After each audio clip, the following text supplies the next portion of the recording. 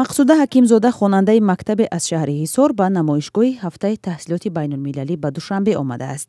ӯ ҳадаф дорад пас аз хатми мактаби миёна таҳсилро дар хориҷи кишвар идома диҳад. بسیار شاد هستم که امروز این نمایشگاه را از نزدیک می‌بینم. ما از این نمایشگاه چیزهای بسیار مثلا کتاب‌های زیاده را به دست آوردیم و درباره آنها که در دیگر دولت‌ها تحصیل نماییم و ما بسیار پیشنهادها دادن و می‌خواهم که در خارج تحصیل نمایم. امروز در اینجا به ما پیشنهاد نیز دادند که اگر خواهید ما دستگیری می‌نماییم شما را برای در خارج تحصیل نمودن. ҳафтаи таҳсилоти байнулмилалӣ дар душанбе бори 17-ум баргузор мешавад. ин бор китобхонаи миллии Тоҷикистон макони намоишгоҳ буд.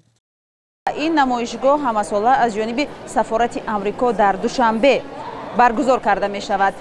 дар ин ҷо аксаран ҷавонон ва хоҳишмандони таҳсил дар муассисаҳои хориҷ аз кишвар аз ҷумла Амрико гирди ҳам меоянд. дар ин намоишгоҳ афроде ки таҷрибаи таҳсил дар хориҷ аз кишварро доранд бо хоҳишмандони таҳсил дар хориҷ табодули таҷриба мекунанд.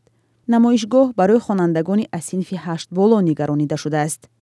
ба фикри ман иштирок аз ин барнома аз ин чорабинӣ хело муфид мебошад, барое ки дар ин ҷо зиёда аз 15-20 барномаҳои хориҷӣ ҷамъ омаданд ва хонандагон метавонанд ки бубинанд барои худ ҷаҳони навро кушоянд.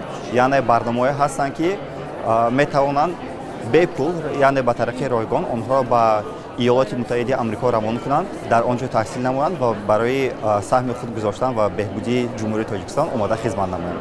шарти аслии ширкат дар барномаҳои таҳсилоти байнулмилалӣ донистани забони англисӣ аст, аммо дар бархе аз барномаҳои фарҳангӣ донистани забони англисӣ чандон муҳим нест. аз тариқи ин барномаҳо мо лидерони ҷавонро на танҳо дар Тоҷикистон, ҳамчунин дар саросари дунё омода мекунем. аз тариқи барномаҳои сафорати иёлоти муттаҳидаи Амрико дар Тоҷикистон бештар аз 7000 нафар сокинони Тоҷикистон дар Амрико омӯзиш диданд. мақомоти Тоҷикистон мегӯянд ҳоло дар донишгоҳҳои хориҷ аз кишвар бештар аз 40,000 ҷавон таҳсил мекунанд.